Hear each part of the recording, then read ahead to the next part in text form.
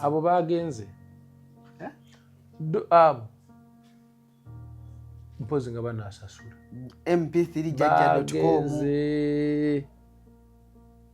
ne muganda akamala mu industry by that time naye nakamala emyaka nga 8 ne muge emyaka 8 gye maze mu ndongo eno nga kwotadde ne stamina wange yakuba buli wamu musobodde musoloza milioni 2 zokka nti ye anti abayimbi tuwa bangi si gwe wekka ne mugamba era mulinawo abangi naye bwe muba mubawa ku kimusinziira ku ki ani afuna ki okusinziira ku ki nti ate togenda nnyo mu ebyo ne mugamba muzeeyi sente zikulekedde kuba tezirikkirye nazirekawo Ssebato w'emyaka 7 ye atuuka ekiseera nga emmere talina ng'eri ennyimba abalala bakola. Is that what people want? Kakati tukkirize nti copyright nnungi naye tudde mu regulations mwe tuba tutereereza byonna. Ekyokubiri obuyinza kati buli ku ministry and minister. Tetwetaaga kudda mu process za parliament. Oyimbi ekibadde kisinga okumuluma kubeera na luyimba naye nga value olugirina ali ku stage aluyimba nga wani wasigadde wonna si lulwe lubeera lulwe ng'ali wali aluyimba. Basiraamu bannange, Tammy's Fashion Hub ebaleetedde engoye ennungi ez'omulembe nga za kisiraamu omuli jilibab, habaya, casual dresses, gym wear, office dresses, sako ne veils mu kkala n'ebika eby'enjawulo okuli cotton veils, chiffon veils, Turkish ne silk veils. Tammy's Fashion Hub yasazeewo n'okutuusa engoye z'abaana abateezi abasiraamu mu sayizi n'ebika byonna era nga bw'ogula tuzikutuusako wonna w'oli mu ggwanga n'ebweru w'eggwanga. Okumanya ebisingawo tusangibwa ku Equatorial Mall edduuka namba 3 oba otukubire ku noti 787 noti 57 565 ne noti 756 255 553 ye Tammy's Fashion Hub abakutuusako engoye z'abasiraamu ez'omulembe.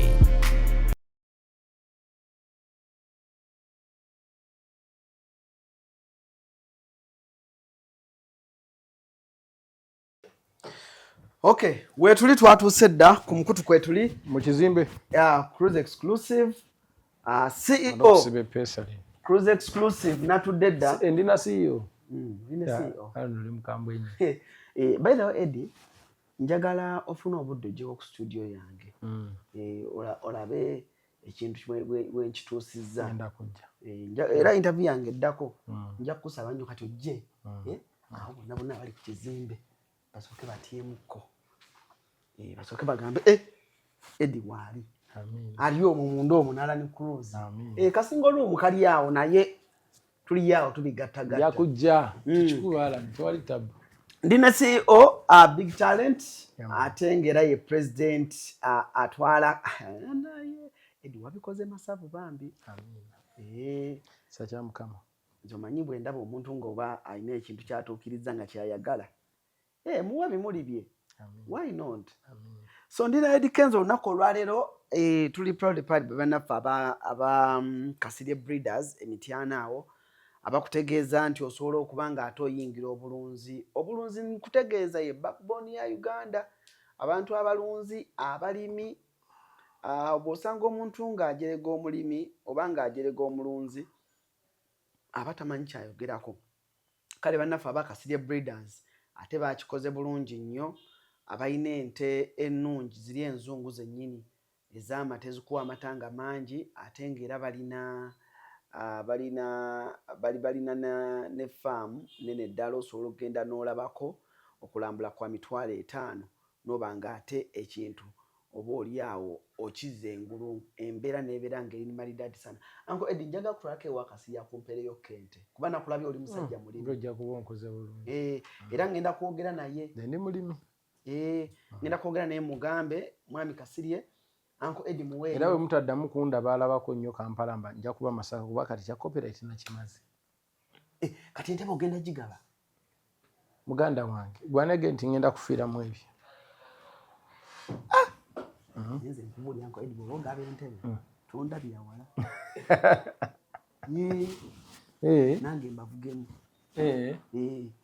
kuba kyakuyimba nja yimbayo akayimba kekimpatiira nange olina ebitiwa bingi.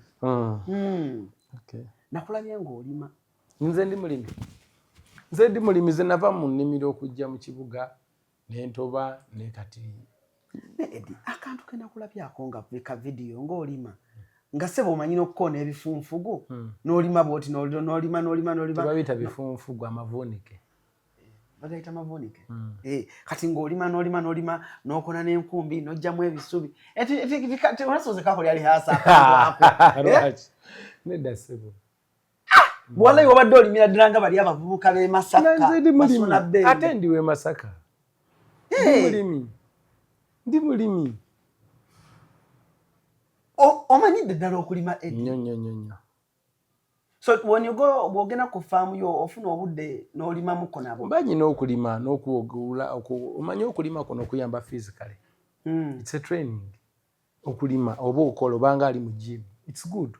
Number one okola it's like you're working out ate ekyokubiri oli mu kuteekawo business mmere biki okulima kulungi nnyo by the way oba okola kati nze mufo kyogenda mu gym mbawe emitwalo 5 ate nziruka edduka obuntu obutategeerekeka ngenda wali nenkwata kiddima naye nno mbya ddala edi abantu abakulyako bangi edi weza abantu bangi abakulya wakati sinagenda ku faamu yo naye neetaaga okgendayo nzije nnyumize ku bantu eri weri Masaka ate sirina emu mu Masaka awo ennyini awo waffe mu bbaala awo nyinawo semu tabani wa Kapiteni Ali ng'ate kati oli muzibu nnyo kati olima wow.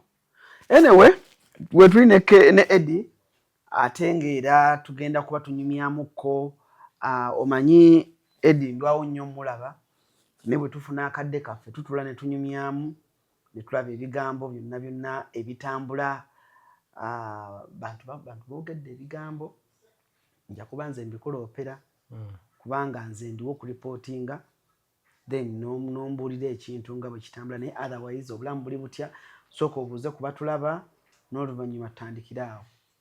Abatulaba ewa Alan balamusiza nnyo mwebale kubaako mwebale kwagala Alan mwebale nange lwenzija nenkusanga sebo ng'oli mulamu ng'ebintu bitambula alhamdulillah ebintu bitambulira ddala bulungi nnyo amiina bitambula nga bwabibala si nnyo kubanga si kirungi gamba nnyo kwogera nnyo wali mugaggawo nti ebintu bitambula bulungi nnyo kikyamu olina okubanga oga tebitambula naye nga alhamdulillah obulamu bwe bubaawo buli kimu kijja tuukirira tuleeteyo ka trend obadde pise omanyi ebintu bya fashion ebyo walina ka trend badde ndi mu kugusa mulimo guno naye kasita kino kyawedde abantu ne bafuna obwannannyini ku bintu byabwe ala nino naawe oli mu kintu no content gw'oli mu kukola kati omuntu yenna singa tunaamala okuyita mu stage ya rules and eya regulations n'omusanga alina byakatadde ku platform ze nga twamugambye ayina bannanga abo bajjako batutaasizzaamukko ayina kusaba Alan mbadde nsaba kusalasalako content wonteeke ku page yange sooka oteekeyawo ekyataano sooka oteekeyawo akantu kuba abaasuubula gemaanyi ge twafunye ffenna si bayimbi ffeka naawe kakati tutandikira awo nduli obadde okwata bino nabitemaatema n'agenda n'abizanya ku TV tolimbye naye tasasudde ne ba tiktoka bennyini batema omwana n'akwata show yo namba n'agitema obuntu nga 40 n'agiyiwayo n'akuttira viewership there is no exclusivity tolinawo omulobo ne logos azijjako tolinawo omulobo kyokka nga gwe senga kaba kali ku channel yo nga buli muntu kwajja sekyo ekintu awo kigenda okutuyambira ffe people have to ask for permission kubanga senga ffenna tuba tuvisitinga channel yo nga kwe tujja content kwe tujja ne tulaba oyinza n'okufuna emiliyoni 4 kituufu tutandike mpolampola nko Eddie twanditunuulidde oba nalabye for the first time nalabye abayimbi nga muli wamu naddala abasobodde okutuuka ne kiruma abantu abantu tebaagala tulanga tuli wamu ne bannange bamafia waliwo omwana yagambye omugenzi tamala emirundi abadde bagamba bamafia omwana yagambye n'agamba ne bamala bagibamma mujjukire Kenzo akaaba mangu agenda kaaba naye abantu bonna ne baseka ku TikTok omwana agambye abayimbi bayise ku parliamenti naye kana kambata ne bamala bagibamma kana kambata agenda kaaba naye nze ne mbagamba anja muno nyange ekintu kasita biba byange oyinza okaaba kasita kiba kiki ekintu bwe kiba kikyo naye Uncle Eddie, for starters omuntu atulaba bw'atunuulira olugendo lwa music by'ofunye by'olabye ne gy'otambulidde n'obulamu bw'olimu n'abaana b'obulamu bwe balimu ne mukyalawo oba oliawo oli yandigambye nti Kenzo ali bulungi era yandibadde talina kyanoonya bwe wali otandika kooza eno nga gw'olaba w'oteekeddwa okuteeka omutwe okufuna obwenkanya mu mirimu gyo watunuulira ki kuba ffe twali tumanyi kati Kenzo azaagaza kino olwedde musajja mugagga olwedde ayina so for starters gwe ekirowoozo kijjawa ekisookera ddala kiruma nnyo leero kati onsanze ku studio iyi kiruma nnyo okubanga nze nsuze ntunula kuba ffe tutunula okusobola okubawa content oyo tuyita mu bintu bingi nnyo tutambula ekiro abalala bafuna ebizibu naddala abawala abo abarecording ekiro mu studio n'abantu be batamanyi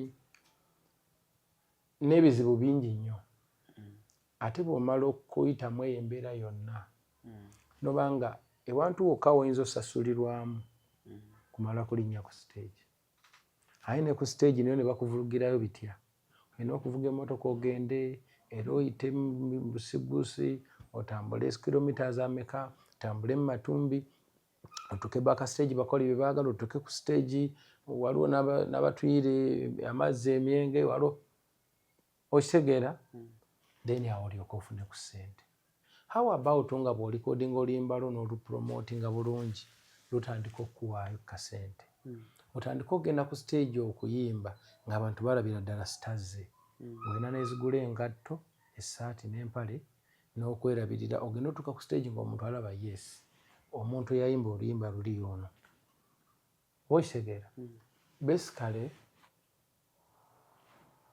ekyo tekirina we kikwataganira kuba nti ndi bulungi leero wabula kikwataganira mu bintu bibiri sookera ddala okufuna obwannannyini ku kyange nti nnyina we nsobola okugenda n'enkuloopa singa ovayolatinga oluyimba lwange n'olukolamu by'oyagala oba n'olutunda n'ofuna nze nesifuna number one ekyokubiri wadde leero weeruli ne waliwo n'olwenkya nze leero nkyalina amaanyi agasobola okujja n'enkubasama ku stage naye sikiwa nti enkya naaba nago kati bino bwolina okubiraba n'obirowoozaako ekyokusatu ndi muyimbi mukama gwawadde omukisa nenzimba erinnya both local and international ntambudde amawanga almost agasinga obungi mu nsi nengadda namu oyizeeyo ki era mu kutambulako okwo byolabye biki era oyambye otya banno abatasobodde ttuukayo nze mbi bye nalaba ekisookera ddala kwe kumanya nti teri mulimo gutalina structures mulina okubaako ne musobola okutuula ne muteesa ku bibanyiga ng'abakola omulimu ogwo ogumu ekyokubiri mulina okuba nga mulina rules and regulations that manage your business. You understand? Kati awo wonna nenzija ebyo nanga mbiyize I had to come here and apply so that ensi yaffe nayo esobole okutuuka ku mutindo guli gwe nasanga ewalala. Eddie, olugendo oyogedde ku kutambula ensi yonna n'okutambula amawanga ag'enjawulo ng'oba oli awo okoppayo oba olina by'oyigayo n'oleeta byewandyagadde okuimplementinga wano. Nsi ki eyo katusookere wano ewaffe mu Africa eyakuchallenginga n'olaba abayimbi baayo n'ogamba wow, if we are like this in Uganda, let me go back home. Oba oli awo nange ntereezeemu. Ensi ziwerako but ekisookera ddala South Africa is structured in terms of copyright wise. Natukako one time waliwo omuyimbi baali bamuyita yali Zahara. Yafa?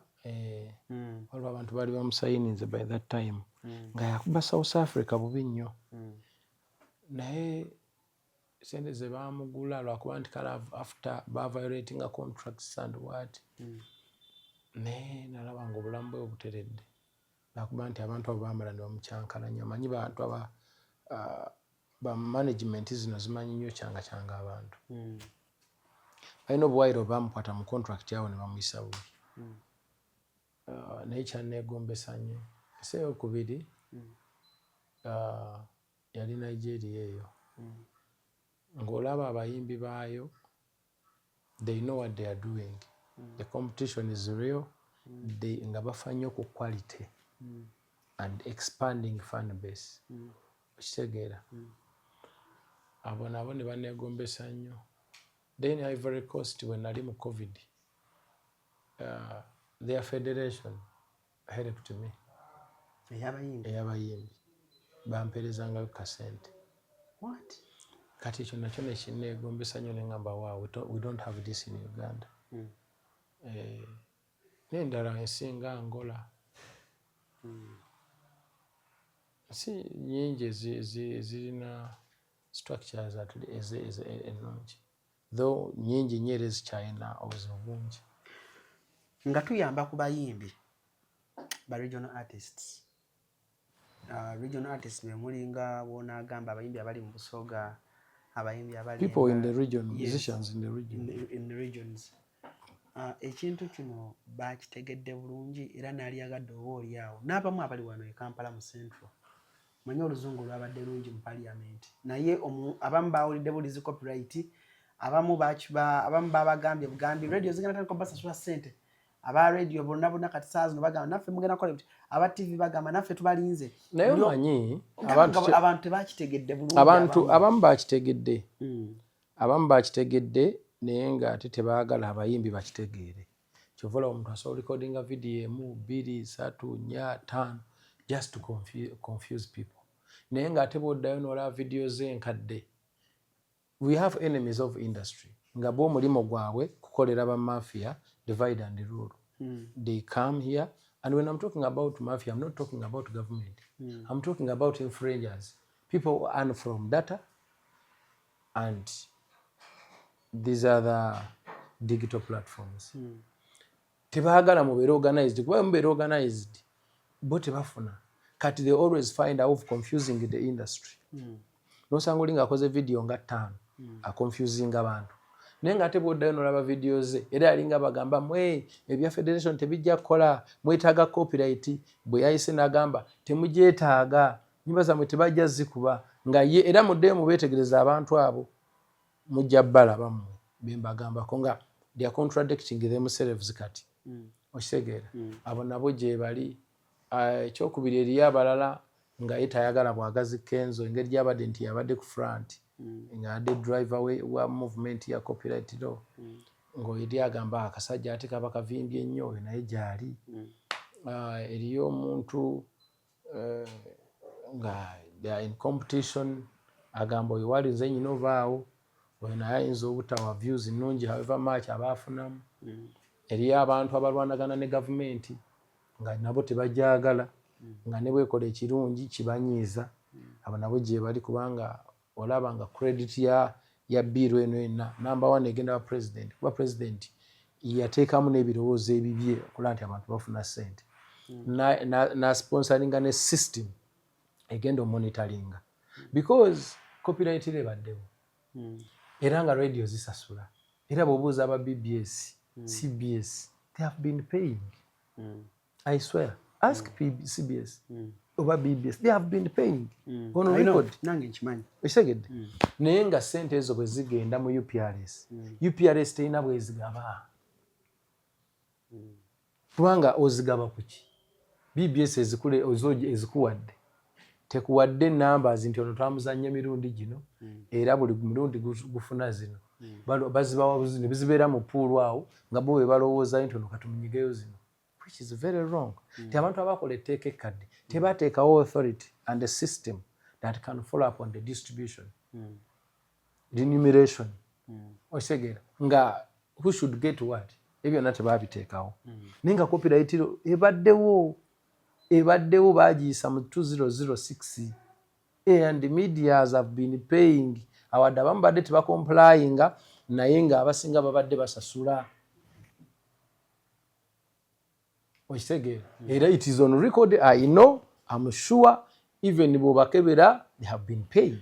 URS badde kuwa sente. UPRS nze tempanga sente bampita mwami Wasula nampe million yezi mu baasa banga kyeri mabegako myaka mingi nnyo mabega bwe yampita nanteera ebbaasa ku mmeeza ati nimbye mwami Wasula akyali mulamu. Ne mugaa mwami Wasula sente zino zaaki? Nanga nti sente zino royalties netukusololeza okuva mu bantu abakozesa musical. Ne mugaa naakamala mu industry. By that time nali naakamala emyaka nga 8. Ne mugaa emyaka 8 gye maze mu ndongo eno nga kwotadde ne stamina wange yakuba buli wamu. Musobodde musoloza million 2 zokka nti ye anti abayimbi tuwa bangi si ggwe wekka.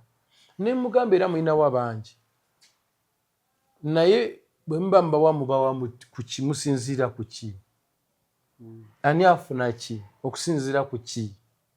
Nti ate togenda nnyo mu ebyo. Ne mugamba muzeeyi sente zikulekedde kuba tezirikkirye. Wazizira. Nazirekawo. Wazizira sente. Nazirekawo.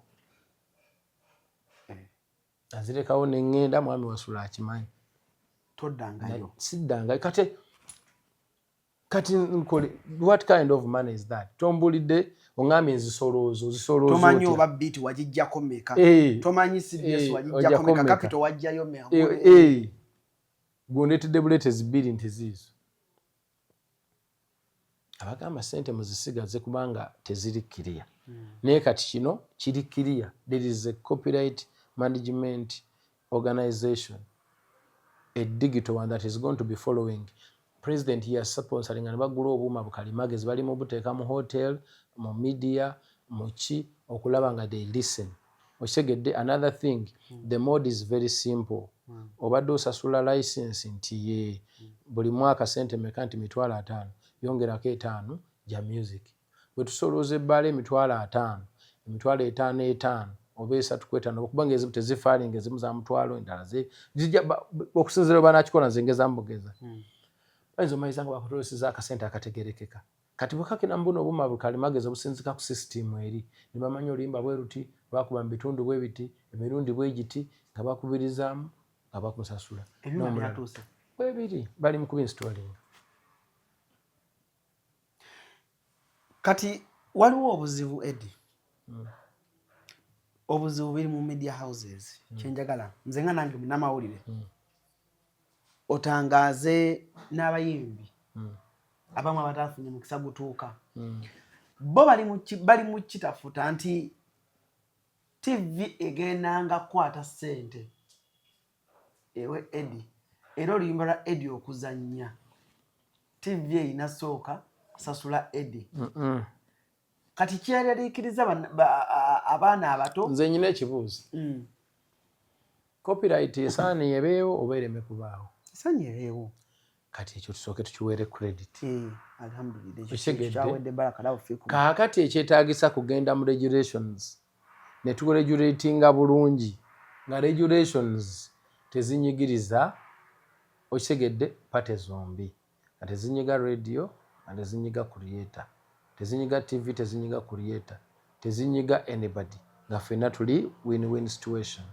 Okitegedde n'ekyo tukikirize nti tteeka lirina okubaawo eriregulatinga industry kubanga it's business, we invest in money. Okitegedde after we mba nkutte ennyimba ntutaddemu ssente nkoze biki neetaaga okusasulwa. It's a business. Okitegedde? Stage is one of the one avenue where I'm supposed to earn from, but not only stage. Okiraba? So kati ekyo copyright ffenna tukikkirize nti nnungi. There needs to be rules and regulations in any business. Kireme kubeera nga gweoyimba buyimbi olimba n'olukuba mu space, owa computer n'asala, ow'ebbaala n'akuba, oli n'akola ki, gwe n'otafunamu wadde, ne bakuyita mbu jangu oyimbeko wano. Kati Ssebato w'emyaka 7 ye atuuka ekiseera nga emmere talina ng'eri ennyimba abalala bakola. Is that what people want? Kakati tukkirize nti copyright nnungi, naye tudde mu regulations mwe tuba tutereereza byonna. Ekyokubiri, obuyinza kati buli ku ministry and minister. Tetwetaaga kudda mu process za parliament. We can change anything anytime. Because now the power is at the ministry.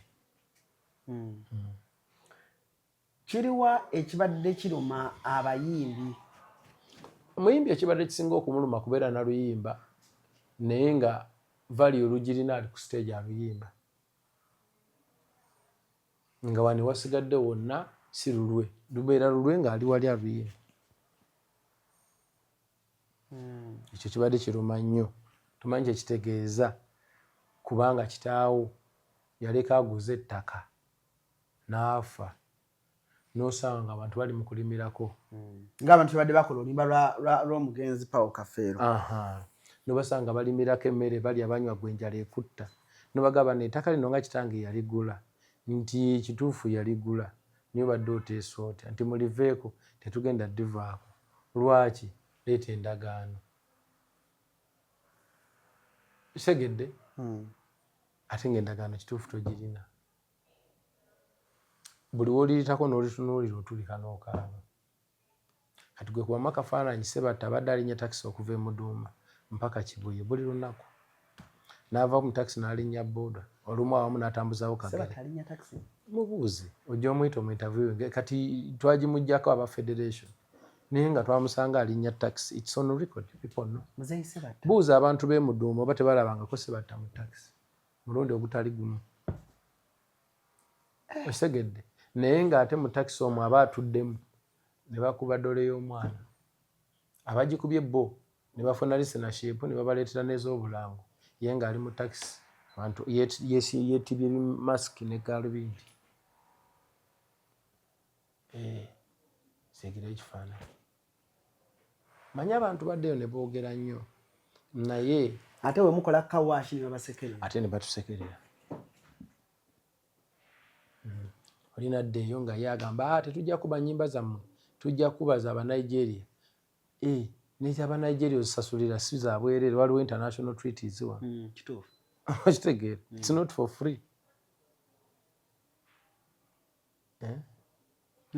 Era eno bagiyita copyright amendment bill. It's eriko ne rights as a neighboring. It is the other countries that are neighboring with us. It's for local and neighboring. Tebandigenze Bulaaya bambi kuba kyeyo.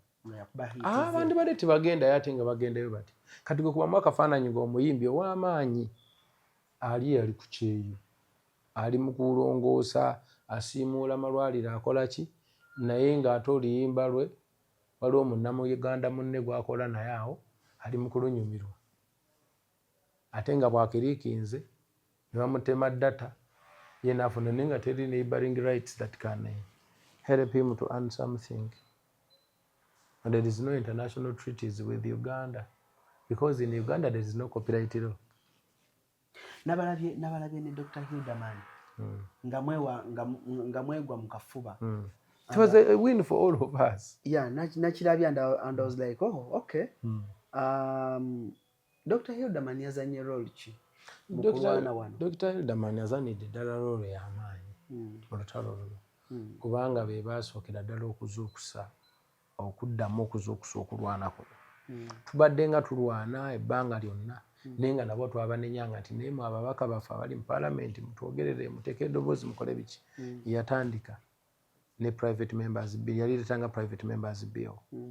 okitegeera oluvannyuma gavumenti nekimuggyako nekyeddiza kubanga yali yagala kistructuringa bulungi then ne bakikwasa Honorable Fiona Nyamutoolo ne tumusaba n'adamu n'agituleetera okitegeera nga n'agireetanga bill ku side ya gavumenti then tandika following up so we cannot take that for granted yateekamu effort y'amaanyi nnyo so abayimbi abali mu parliament era ekintu ekyo kyatuuka n'okumukyaya abantu ba Nuupu oyo wani Kiyaga lwa nsonga nkubuulira amazima nga tuli wano abantu b'opposition ebintu ebigatta ku gavumenti tebabyagala lwa nsonga tosobola kubanga tugenda kulwana naawe ayina enkukkiriza osooka olye najja nekukwata ng'enjala ekuluma tuwumulamu katono nnyo bwe tukomawo Uncle Eddie agenda kuba akyatuyisiza mu copyright balimu abayimbi abamu be baaganye okuyingira bwe tukomawo tutandikirawo tukwaniriza ku Kasirye Breeders Emityana wogenda okusanga ennunda y'ente eri ku mulembe n'omutindo omulungi ente zaffe enteeketeeke era nga za lulyo omuzungu zayita pedigree mu bika ebyenjawulo omuli Flick View, Hoiste, Frisian, iShare wamu ne Jersey breed ezigenda okuwa amata okutuuka ku liita 36 ne liita 46 jangu ku faamu yaffe oyiga okulunda ente z'amata osobola okwenogera ku nsimbi bw'ogula ente zaffe z'amata ng'era oyize n'okuzirunda ky'oteekamu ky'ofuna tukubire ku noti 7556 osobola n'okutugoberera ku YouTube oba TikTok n'osobola okumanya ku byonna ebikwata ku kulunda ente z'amata. Okay, so kale tukyeyongerayo tukyalina Uncle Eddie tunyumyamu copyright bill gye baataddeyo essanyu lyabadde lingi nnyo olunaku olwokubiri and Nchiwa, you're proud of yourself? 100%. I'm so grateful. I give glory to God and I keep the joy with my friends. I'm proud of myself, not only me. Sijja kwewa credit nzeka. There are many people who have been behind me. Yes, kuvira ddala ku Madam Esther ya 2H4 wetulwanidde olutalo Fande Sale, of course on top President Museveni, Shiba first vice, Shiba abaddewo bambi, Baraso second vice, the entire team including David Lutalo naye abadde mu struggle, bantu bonna batubadde mabega, Mama Juanita, Mama Alima, Nandujaba, bonna bantu babadde mabega bangi menyi kindekeki, the entire secretariat of UNMF association zonna, people from camp here in Central and all regions, northern, west, east, bonna babadde mu struggle ya copyright ro. Omanyi waliwo ekintu kyembadde ndaba oba kyembadde nfolenga bukyanga mutandika struggle yammwe ya copyright. Simanyi oba n'omulabi ali eyo abadde akiraba kati nga moment eyo Hildaman wa Nuupu, Palaso wa Nuupu, Palasa ali ku kakiiko naye ng'ate ndaba mukolaganira wamu abantu wamu nga bakiranga ekitasobola Kenzo wa NRM bali oli wa Nuupu ate akola ne Palaso naye nga there is the way gye mutamixinga bintu ebyo. Abayiiya bano bantu bagezi nnyo. Abantu bangi baagala nnyo siga ekifaananyi nti abayiiya basiru. Okiraba? Abadongo. Lwa nsonga abayiiya bano amagezi ge bakozesa okukola ebintu byammwe mangi. Obanga ku muntu akulyetinga emboozi etabaddeewo n'ennyuma. Ayina making a sense. Ate n'emyaka nga 5 mu maaso n'ogisanga nga gyeri. Kati abantu bano abatuvuganya bakola biki, abapolitician, abakola abantu bonna abali nabye bayisaawo batunafuya. Kati abayimbi bano bo bakimanyi bulungi nti we can agree and disagree. We can agree to disagree. I can disagree with you, but on principle. Nga tuli bamukwanda tusobola okubaako ebitugatta nene wabaawo ebitajja gatta. Naye ne situkutta kuvaawo kubanga ate nnyina ebirala byenkwetaaza. Naye wano osanga omuntu olw'okuba mu disagreeing on political matters nalowooza ate mu social life temusobola kukolagana ate nga mujja kwetaaga okukolagana kusobola okufuna ekyokulya. Kati abayimbi bano bo bakimanyi nti nze nsobola okuba nga mpagira NRM kuba nze njagala nnyo President Museveni. Me am a die-hard of President Museveni. Naye ate bali nabo balina ebirowoozo byabwe abamu. Naye ate baagala nnyo Bobby. Naye ate copyright eno gy'olaba etu amazima ekyo kyaffe. It's our intellectual property, it's our property, it's our life. Bano abawagizi baffe abatukubira enduulu abatwawula olw'okuba abamu bawagire n'abalala eri. Bw'oba omaze okufa nga bakugalamizza wali abaana bo na famire baba balusigaddemu bo awo we bakoma. Kaakati abaana bo banaasoma batya banaawangaala batya ensi banaagiberamu batya. Owa kamera ye n'aleeta kamera oluvannyuma lw'emyaka 2 n'agamba nedda nze njagala kati nkubuuza abaana ba Kafeero baliwo ani amanyiyo era abaabasudde baliwa abakasozi baliwa abalutaaya baliwa. Bino byonna ebyendulu bikoma wano. Naku lwe bakuteeka wali famire yesigalawo. Nga president abaana bo oba abayimbi bo okubanja bayita batabani bo ne bawala bo mwayise mu criteria ki okuyita abayimbi ogenda mu parliament kuba tulina video z'omu bwe twalaga abantu ono bamuganye ono bamugambisa okusigalawo. Mwayise mu criteria ki abayimbi abakuwerekeddeko? Abayimbi bwe batuukidde obagaana nga galala ejjudde. Babadde bangi. Galala yajjudde nga tebakyalina abakola ki we bagenda kuba tetwasanzeyo essomero erimu libadde baliise okujja bambi nabo babeere nga bakola ki because we have to inspire the next generation. They usually invite these schools to come and witness the session. Okitegeera to follow up to be inspired. Kati galala yadde ejjudde nnyo bweti kubanga ate wabaddewo ne ba new members of parliament be balonze mu constituencies endala nabo badde bazze balabe. Okitegeera kugamba twabadde bangi. So lineteeka ligenda sobozesa omuyimbi okubanga ne wabafulumiza oluyimba asobola otuula ewaka n'atagenda ku stage. Naasiga oli muyimbi buyimbi oyimba bya nga stage teweetaaga. And you will be paid as long as you register your song, you have ownership. Whenever it will be used for commercial purposes, you will earn. Let me ask you something. Nabadde ndi waka eyo nga programming okujja okukola naawe interview eno. Nanoonyezze bw'ogenda ku mikutu n'oteekamu Eddie Kenzo songs. Eddie, gino emikutu gino kanjogere ono kuba ono kyali wange tajja nnyiiga. DJ Eriko. How busy Eriko. How we busy. Abo bagenze. Abo. Mpozi nga banaasasula. MP3 jajja.com. They are going to strike those. Kubanga abantu bagenda kujja bateese naffe batuguleko za alubamu oba EPs oba katalogo. These ones are going to be striked.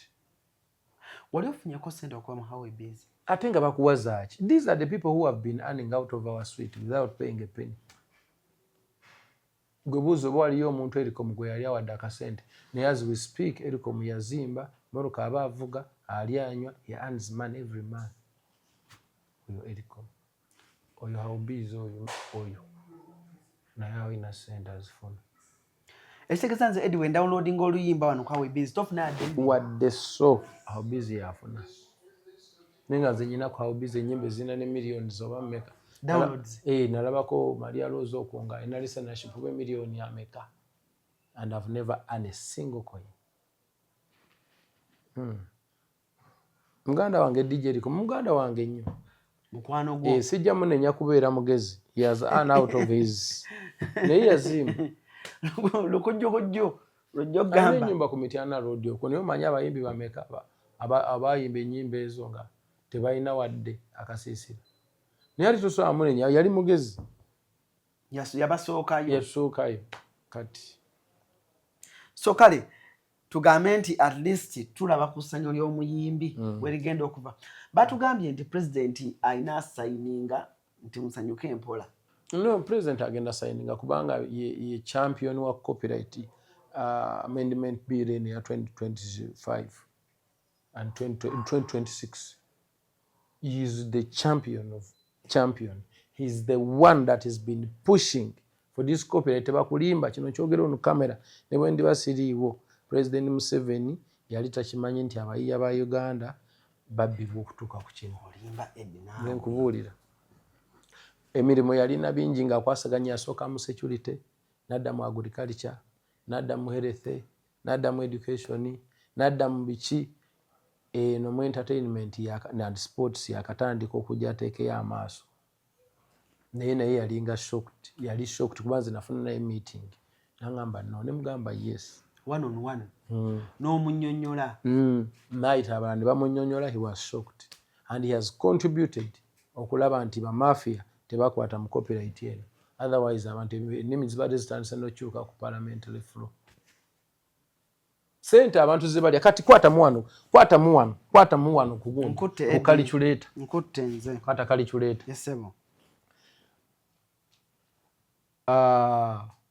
Akayimba ka CRBT ku MTN kaba katunda siringi 7 subscription ya 7. It's on record. Akayimba ka CRBT to call back tune ka 7 ku MTN bwembanga tebanayongeza. Naye badikiriyalinga 5 million subscribers for CRBT's MTN. Then those that ziwera ne 10 nebo batu wa 5. I'm not sure if it's 10, but I think it's but they declared 5. Olusambu times 5 million. Sente nyingi sinazikwata nnyo. 3.5 billion per month. Atono tulutwani tuluyimba lumu. Kati times nga 10 songs. 30.5 billion. Ate oloze nyimba hits zokeza abantu zibagala ziri 10. Ziringa bina oba bitano ba 10. How much? Trillions of money. Abayimbi badde bafuna meka. Afuna million 3 billion ka award. Ate bakawogo. Ate ne bagenda ku channels zaabwe ku Twitter yawe ne bagamba this one and this one who is better. Which one and this one which show can you enter? Kati abo benyini kati ngagano okusasula 5 billion okuzuwa ababaka bakubavu. Kambuze Eddie. Enyimba zo je ziri kukola back tune ku MTN. Je ziri? Nze na signinga n'omukyala bamuyita. It has been the baba deleting since when atandika struggle and I'm not sure. Naye na signinga mukyala bali bamuyita Liz owa SMS1. Ye yampangayo kasente ako. Naye our contract ended I think 7 to 8 years ago. And I've never earned a penny since then. And I guess my music is still there in those telecoms.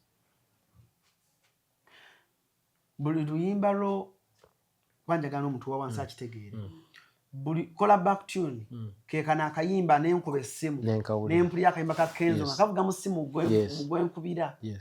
Kati akayimba bakaguzo omuntu siringi 7. Kenzo ni bamuwako meka badde bamuwako 1.8% okusinziira ku research. Wallahi ate nga nayo tejja kubanga we banaazikuwa ojja beera interested obanje kati badde babyonoonera ddala nga tofuna yadde. Telecom company esaba client lusanvu olwe Uganda omuyimbi nemuwako essimoni.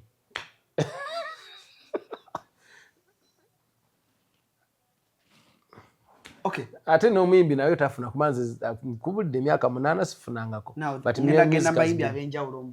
It is true. Anakugamba nti bamu abadde baba million 3, 4, 5 omwezi. Oluvannyuma lw'ebbanga eddene. Ekyo si kya mwezi ky'ogerako. Babuuze ate tebaliiwo. Buuza seba temuteni yakumadde okuwa sente. Buuza abayimbi bonna. Bobuuze webali. Wow. Buuza Shiba. Buuza. Kuba we banaakuwa bijja kubeera popular buli omu abanje. Kati zina awadi zenda abagaba kuserena. Eriyo luyimba. Ebyo bya kiyaye kwagala kuyisaayisa nkubula byenjogera nkubuulira. I'm a victim. Watoga medio luyimba. Eriyo luyimba nga Yesu beera nange. Buli muntu akakasa nti twali tuwuliddeko mu miliyoni z'abantu. Buuza oyo mukyala. Ebaamuwako mumuwako sente dda. Nze stamina yakuba ne bampita after some time ne babala emiliyoni 8 mu. Otegeera bwamala ne batemaatema ne bangamba nti osigaza emiliyoni 11 from 8 mu. Era ze bampa abazimpa babayita ba Dimaaka nga bazi ku 8 babala emiliyoni 8 ate nga nazo bazimanipulate nze kubanga bakikolera ali ku kompyuta.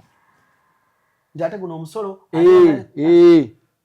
from 8 miliyoni ne bampa 11. Ezo tewazizira Gujala kali kanjoki. Sari bulungi. Ebyo nensita kwemazaamu. Tekoza bintu bikyamu. Sari bulungi. Nenda zitwala nkabeera. Ne Eddie. Bwebona obulumi omuyimbi bwaita. 100% n'okusinga waawo.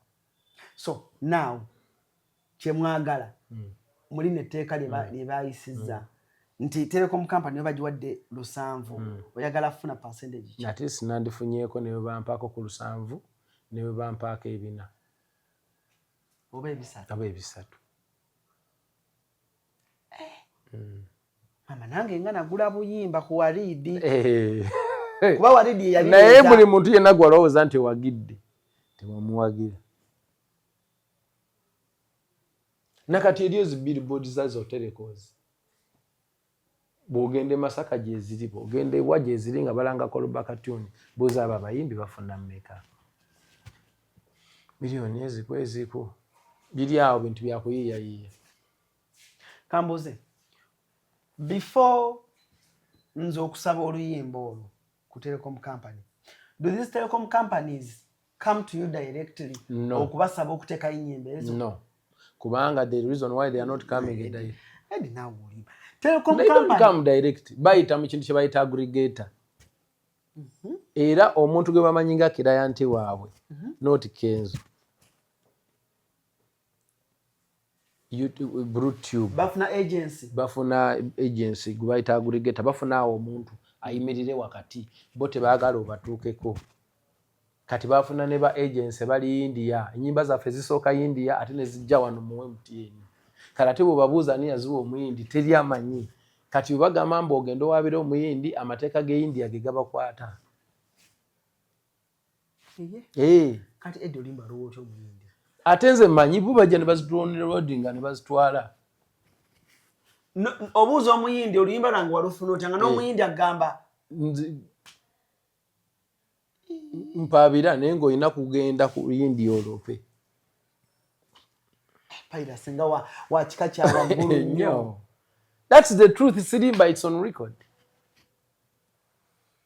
There is no muyimbi asobola ogenda ku MTN mbwe abanja sente za Kolobaka tune. Oyina genda wa BlueTube, YouTube, BlueTube, Dimaaka, simanyani. Katatenga kwa wadi babayita. Bayino bayita ate mukole ki? Bakera ku macha ne bakola akapapula top 7 oli akawandiisa computer. Abayimbi ne balwanira okwa ne ali mu namba 1 ne ali mu 2 ne ali mu 3 ninga kachati bakawandiisiza just pen. Mwene mulwanira okwa ne mudda mu studio ne mbongera content ne ba. Ekitegeza akasente ke mbadde musigazo ofuna ka Spotify yoka ebizitusasula agencies z'abazungu ezo. YouTube yetuwa, Spotify yekuwa, Google Play tuwa ezo eziri international. Mudundo nezi wano locally tetubaddewo na platform yonna. Ate nga munna Uganda wano locally Uganda tembaddewo ne platform ewamuyimbi sente ze bano bano naba how we busy. Boyinza ty okuŋŋamba nti nno nze ndi munna Uganda naye nga sente ate ezimbe ezaawo nyina kulinda mu America. Ng'ate munna Uganda alina kulya mu Uganda. This is my ridge, this is my map. Munna Uganda nyina kulya ku munna Uganda. Naye ng'ate sente zina sooka America empeerezeko ka percentage. Kati kankufune bulungi Eddie. Kitegeeza bano mba mugenda striking ba how we busy ba mp3.com ba DJ Elcom n'abalala bangi abali mu tuluberi kitegeeza nti Alan bwe manzi guddewo omukutu gwange kati kaŋŋambe Alan Cruise Music nga abantu bajja ne ba downloadingako music w'abayimbi ngenda tutandika okutuukira muyimbi ku muyimbi olina kujja wa muyimbi nti na milioni 5 nguze ennyimba z'enkadde nguza tuddayo kati mu kutunda music bwe kigenda tusanyukireko siyinza sanyuka kubanga sinafuna tugenda kujja kiri mukujja tuli mukuddayo kutunda music bwe mwabaddeyo mu copyright bo ba managers nga abayimbi babadduseeko buddusi nga tebafunyeemu bo wakati gwe advantage joina Uncle Eddie gwe tobeera nko mu management ozzo oyiwa endongo yo paka weeyisizaawo but there is pain eri mu ba managers gye bali mu kukaaba abayimbi baba investinze mu sente nyingi abayimbi badduse contracts tezinaggwako bo babalese bulesi kakati music omu bagenze naye ye manager bamulesaawo eno copyright label egenda bayambira aba manager ejja kuyamba manager yawandika contract n'omuyimbi ayina proof of investment. Anybody with proof of investment and spreadsheet they will share. It's about contract. Bino byatwali mu bbaala vibe ne tukwata mutandiko kola. Bwemba vibe yabakwatira mu bbaala waliwo obuzibu. Waliwo mutawaana. Togenda funa ya. Ne bwaba muyimbi nga nnyimba ezo contract eraga sizize. Era sizize. Kubanga in the new contract there is the word author. Author can be an investor, can be a producer, writer, or a performer. Muteeka lino omuyimbi nga yali yasayiningibwa label n'avaayo label n'esigaza ennyimba omuyimbi ono anaabakkirizibwa okupafominga ennyimba ezo bw'abanga ayina gundi right of performances. It depends on which rights that you have. There's all okubanga ndi good vocalist nzija nenkuyimbira oluyimba as a vocal. No ngamba you don't not supposed to perform it nti onguziza vocal rights zonti no lutwala you can even give it to another person and perform it. It's business. Kalowoozo kikoyinza okuwa omuyimbi before nga tonna signinga mu label okwewala ebigenda okujja muli netteeka kubanga kati ndabawo labels okusigaza ennyimba z'abaana omuyimbi n'asigala awo nga n'okuperforminga talina rights yadde. Contract from the word go. Omuyimbi yenna music is property. It's an intellectual property. It's a property. But the moment it gets out of your head, it's an idea in the head, and then you put it out on the paper, and when you put it voice on the music, and it is out there, it is being used, it becomes a property. So you have to make sure that the agreement is ennyonnyola bulungi buli kimu oleme kwekwasa abantu. Litandika ddi okukola? After rules, after regulations nga bamaze ozikola obulungi, then at the moment the president sign, bagazeti nga kijja kuba kitambudde. So instantly ennyimba za mu platforms zonna zonna ezibadde zimisusinga strikes all the way. Wakaddeko akamwenyumwenyu ku strikes. Anti kati music yatuddidde waffe. Ate etteeka ekkadde omuntu abadde nga bw'agula music. Ownership y'omuntu ebadde etwala emyaka 5 ndowooza. Naye kati omuntu bw'agula alubamu n'agula music n'amugula the ownership ye ekoma emyaka 2 ebbaaya. Kati abantu aba-uploadinga sitalosiwo tewafuna adde ebibiri. Nze mbadde nfuna ssente ku Other International kumaze nabuuka nentandika okustreamlining ebintu byange. I register Okisegeera. I registered naye kati ate nakozesa system ya America. I did not use the Ugandan system because wantu wabadde copyright. Okisegeedde. I've been using an American system. Whenever I record my music, I record with I register with an American system. That American system, it has been helping me. Yes, for takedowns and stuff. Before we wind up, njagala kubuuza ebibuuzo bibiri. Bino byange. Naye bulijjo nange mbyebuuza. Wamma Akon yagala okusayininga mu Convict Music. Akon nayagala okusayininga. Nze awo ndaba opportunity yali y'amaanyi nnyo. kugenda kwani ba Pesco yabagendayo ko biki. What are the reasons lwaki wagano signing mu lebo ya Akon? Anti kati olwaleero sengana signing mu lebo ya Akon, olwaleero nga copyright ya Uganda is what this is my home. Ugandans will love me when I'm alive or dead. Kati it will be Akon earning. Era nze olunaku ndowooza lwe naava mu nsi eno saba Allah mpanga nze ndwewo. Naye olunaku lwe ndiva mu nsi eno bajja kunzijukira nnyo nga bakuba music yo. Lwe lunaku lwe nnyinza okusinga okukola ssente mu music okuva lwe nali ntandise oyimba. Kuba buli muntu ajja muzannya. Kati Akon yali agamba ati is a businessman ye bw'abazza okusayininga agula katalogo yo yonna. Ne stamina. Ye agula bw'omuguza oba otunze n'akuwa emiliyoni zo bbiri oba ssatu eza dola n'oyiya ky'ozikolamu. Bwe zikwonoonekako bibyo ate musango. Kati ye ng'asolooza, bw'amala osolooza n'ajjayo kuba ne percentage agiteekamu. Nti his percentage will be after investment ng'amaze okujja emiliyoni ze bbiri oba ssatu z'akuwadde ajja zijjayo, bw'amala ozijjayo n'amagoba aga miliyoni endala ng'emu oba bbiri then akuddize katalogo yo. Kati oba kitwala myaka 5 oba myaka 7 oba myaka 10 bo bonna bwe bati abayimbi bebalwaniza bankrupt even in America. Bagita 360. Nze nawulira n'engana Kenzo naye yatufiiriza awo yalina okukola ne Akon. Bali bagenda kukolera ennyimba nasalawo ne audio biki kibanga omuntu bw'anajja n'agamba nti agula ennyumba yeeno akwadde miliyoni 4. Ate ne wabawo omulala n'ajja n'aga nze kanjipangise nga buli mwezi nkwayo kamu. Kati nze nasalawo nsigale nga ndyamu katono. However much nali sirina ziri nyingi naye naga kandyemu akatono. Anembeera nga nfune kano kenfuna buli mwezi akatono. Naye nga ate kajja kusanga n'omwana n'omuzzukulu kuba ziri saamanya nandizikutte ne zinfaako. Kenzo edisiyo ogikola ogana okujoininga Akon. Wagikola na balooyo oba wagikola oli ne Martin Woman? Nali ne Martin tetuli basiru. Senga tubadde basiru tetwandituuse wano. Man, it's a difficult decision. Yes. Yeah? Olina okwereka nze baba kuntuukako. Naye nali nalaba dda. Nali nalaba dda omukyala omuwala gwegambye Zahara. She inspired me a lot and she breaks down when I'm seeing. Omuntu omulala yali Wizkid oyo bamuwa ndowooza by that time bamuwa emiliyoni nga 2 za dola n'atuuka n'okwegula atuuka ekisa n'akola zisokosoko nga yennyinizo naye ng'ate agambye Wizkid featuring Starboy. Si Wizkid, Starboy featuring Wizkid ng'abuzaabuza because takkirizibwa kufulumya luyimba. Ayina ofulumya basing on the contract. Kati ate ng'alaba ali mu kuggwa mu market. Kati natandika okuyiyayiya. Davido yamaliriza yeeguze.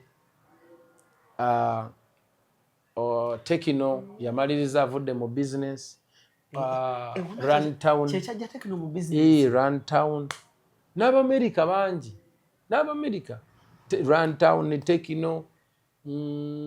Wizkid taba kuba mugagga nnyo naye senga yagenda. Bonna and ne boolaba ne bwaba Burna Boy today. Obanga alidde Roni tetumanyi bulamu bwe bugenda kubeera bute in the next 50 years. Unless nga bakola bulungi contract. Kati bakuyira bichawo ku meza. Bakuwa sente kati Tekino bamuwa miliyoni zali nya by the ba 2 banya. Bakuwa sente ne bakuteeka mulamu bwakabi. Ne sente zino nzibu nnyo tezikuumika. Naddala ng'oli muyimbi tomanyi bw'oyinza kukola oba weetaaga technical team ezo ziza. Kati nga big talent eno. Pakati abayimbi ba New York bagenda ku byeyo bapya pounds buli mwaka bye. Kati nga kino kyawedde. Lwaki tolowooza ku kintu? Anti awetudda. Kati I can invest in. Yes, kati I can invest in money. Kati nso okwata omwana ne muteekamu sente zange because manyi zibe zinadda. Naye luli zibadde zigenda kudda ziti. Ekitegeeza ebintu byakkulu ebyedda biki abantu bafunanga mu just kavimbo. Byabanga bya kavimbo kwewe. Ngobeera n'omwana mukulu naye nga tolina kyofuna. Nga tewali yadde 10. Oyinza kufuna nga mugenze ne mweteeka ku kipande ne musolooza gumugumu kyonna kye mukutte ne mugaba n'ekyo. Wow. Oli musajja mugezi ate nga tewasoma. Nasoma. Kisinzira mbuza wasoma ki? Nsomye byonna bye nzize ndaba kati nakati nva kuyiga. every day mba mu musomo lwakuba nti kati balibo baatula mu kiraasi ne bamuwa qualification of a paper naye nange nyina qualification of whatever I've seen and applied and excelled. Buli omu aba ayize mu ngeri ye. Kati olowooza omulimi aba amanyi oba batamanyi kulima? Bw'akungula emmere n'agijja n'agitunda, is that a qualification after selling or no?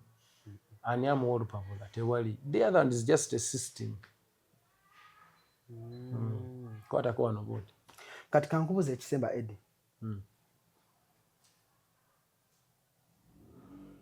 Omuyimbi okuyimba wakati mweno generation yaffe nga tutegeera bulungi Eddie gwayimbye n'otuuka ku level eyo kati ssaawa zino tulinawo Joshua Baraka ali mu kwambuka mpolampola naye tannatuuka ku heights z'otuuseeko.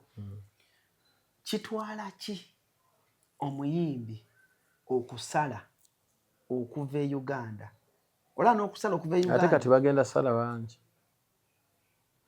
Kati bagenda sala n'okusigalayo. Kati bagenda sala bangi. Uganda egenda tuuka ekiseera nga ina people who are performing in other countries, many of them. Kati ate bagenda beera baakabi nnyo kuba kati bagenda kubeeramu n'akasente mu nsawo. Investors are coming. What does it take? It takes to have value. International level. It takes to work hard and doing to think outside the box. To think beyond thinking, just to widen your brain and nokasuka antennas. Notandika nga olowoleza outside the box nga tolowooza wano bw'ate omukolo gw'embaga ate gunda nako. Ebyo nange obirowoozaako naye nga okola sound eyinza okunyumira n'omuntu omulala. However much nga tamanyi kyotegeeza, nice. Because music is universal. And music is about sound. The moment you are unique with a unique sound, people with unique taste, they will like what you do. Mundowoozayo olowooza kuba kati goli legend yadde okyali muvubuka muto nvuumuulo naye mundowoozayo olowooza Joshua test ki gy'aleese ku market empya emutadde awo kweyoleba waali? Aleese Joshua, he has brought himself, his vocabilities, his attitude, his entire aspect, creative aspect. Whatever he is what he has brought, and we love it. Kyekirungo kyekipya ky'alina. Kati gwatambuddeko n'abo abayimbi abamu nga mikwano gyo.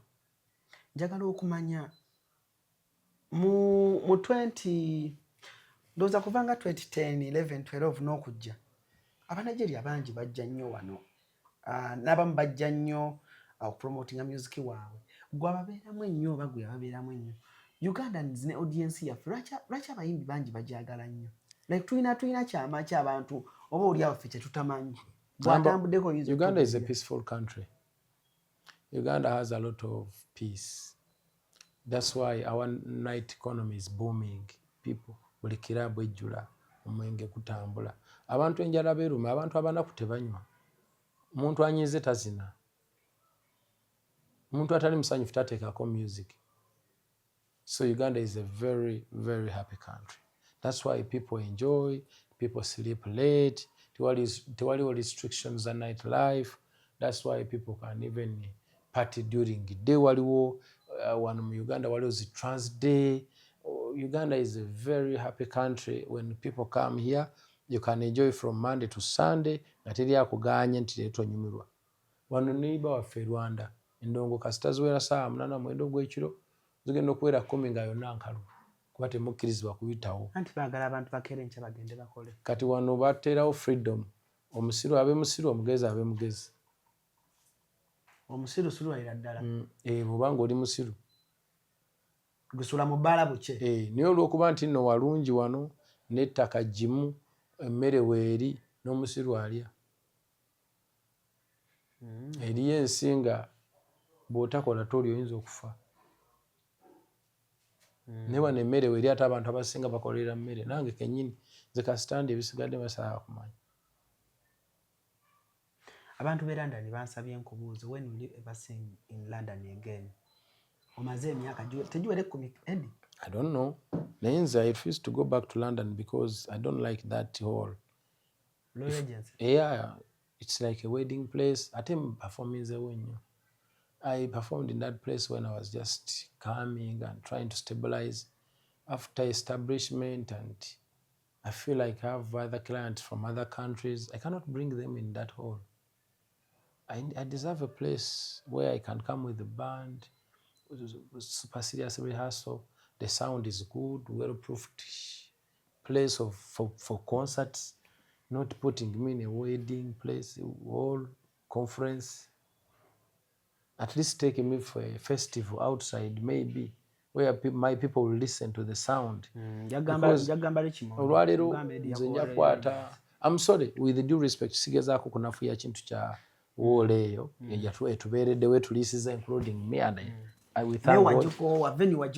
Nagisukkako. That's what I think. Nze bwe ndowooza. I passed that venue. Eddie, osobola okuba lw'eregensi eyo wekka? Yeah, I've done that so many times. I can't even count how many times I've done it. So, tensalangako. You go and check on YouTube. Every time when I get in London, nzijuza ole. Kakati, nsigale nga nkyakole ekyo mpaka ddi. I deserve better performance places. Nga bazimba from down, nga it's for music performances. So that my people can feel, because I'm selling sound. Nyinabo wagizo okuva almost in every country, and when they hear that I'm coming to London, they will attend. And then after attending, I invite them in a hall where there is echo, bichiano. Kale byebyo yadde kale era kolabo yange gye nakusaba wagaano ogikola naye. But Bambi bakwanda banga bategesi beranda ntebanyigira. Tebajja kunyiga. Era nakuyita ng'agenze mu park. Bakuyita eyo ku mbuzi eyo. Bambitanga waliyo ba festival. Festival. Something where you can have the right real sound. I'll come. Naye wano mbadde ngamba I will not manage. And if that's the only option we have as Ugandan community, I will never go back and pause for two. Naye okubeera ne ssente kirungi Eddie. Why? Eddie mukwano gwange yaŋŋamba leero sobodde nakujja naye yaŋŋamba perfume yo weeri. Baŋŋamba perfume yo weeri ne baŋŋamba Eddie, by the Eddie nange njagala kuwayoko ekirabo. Yes. Naye si leero and simanyidde lwe ngenda kikuwa. Naye nja kuwayoko ekirabo. Naye nna mukwano gwange Bambi naŋŋamba bw'olaba Eddie mugambe perfume ajje aginone. Sajja aginone. Nze nja kuba ate wamma nkola ki? Tugitunda miliyoni 2. Eno. Miliyoni 2. Erimu kyekirimu ekisengera eddiiro. Mukwano nnungi. Eno. Naye ate tukola decanting. Ono mukwano gwange bamuyita Anne. N'alika. Yaŋŋambye naŋŋamba Eddie bw'omulabako mugambe eyo perfume ya miliyoni 2. Ye. Yes. Otherwise, Eddie, any last words? Ebigenda eri abantu bannamawulire bagambye babawadde byoya byanswa temwina kye mugenda funa babalindelimbye, but finally Eddie has spoken here. Cruise exclusive. Any last remarks ezigenda eri bannamawulire? Just bannamawulire kyenyinza obagamba, things change. Buli mulembe n'ebyago. Ebyaguno bye bino. Mukama atuyambye. Government of Uganda, with the help of Your Excellency, the President of Uganda, Yoweri Kaguta Museveni, they have given us the copyright law. They have given us the ownership of our works as the creative, not only music, but the entire ecosystem of 9 domains. Oba abantu bonna abeetaaga copywriting their works. Kubanga n'abatali ba creative in terms of entertainment and stuff, nabo basobola copywriting works zaabwe. Mukama yatuyambye batuwadde copyright. Buli muntu yenna yeetaaga okubeera n'obwannannyini ku bintu bye. Kati bwe mba mwagala tuyamba as media, mu discussinge ku regulations nazo zituyambe. Mimi nibigamba mate copyright temwandi kisainize, radio tezina kusasula. ate zo bazisasula nti ate clubs music tunako baba Nigeria naye mugenda musasula kuba number 1 Wizkid tayinza kuleetera music we wano gwo downloading ate bo downloading bakutema ndatawa akendeera kati sima oboguze hakati bw'ogulowo oli n'ogana ogulowo wange kitegeeza nze oba ompala na buwala nekitegeeza wamma kirabika abantu kye baagala lwaki agulowo omunauganda bagule kubanga ate bw'otagula nze kati osanga nkola ne kazini we mba sikolagana nkola ne kazini wa kazini mba sikola naye nkolagana ne mukwano gwo oba sister wo oba sister brother wa kazini wa girlfriend wo kigenda twalira ba DJ ng'ali mu kaduukulu nga yazanya music bamubanja DJ tajja kuba na buzibu because they operate in commercial places okujjako nga DJ ayina library etunda music oba biki but in areas kati weddings zitera okubeera mu places where there is it's a hotel and stuff maybe bajja kuyiya zino eziri mu garden maybe they will put also those machines in gardens I don't know through the regulations that's where nitty-gritties are going to come in but so far so good salamu alaikum Nasim awangalisa abasajja kabaka amina nnyo no tukyali ku interview naye tatumaliriza kale salon Uncle Eddie wabali nnyo bayire ddala bambi thank you so much for the time and webali nnyo okutukonfisiza kano kadde ne tunyumyanyumyamuko era nnyongera okutegeeza nti ebyange nga nze naawe tujja bisotinga off camera ensinga bwe tutegeera togenze kunsumbuwala ne off camera twagala kuŋŋamba ki mamukoloseke kiba kisekeduleke onadde enkya agambye atya tionadde enkya nenkya lunaku siiwo ngenda Bulaaya akusuubiza akira akuma ngenda Bulaaya ojja kudda ate kati eri yewammwe wano eka salamu alaikum alaikum salam webali kusiiba nombadde sisiiba naye mukama yeebalira nsanyukira nnyo kubasiibye naye kuno tondeka ewuwotera okuteekayo ekijjula enkya tuli wa buziga ono nga kukasozi yes gwe kasita otuuka sijja kulagira bana abala bajja kunsomba mutuveeko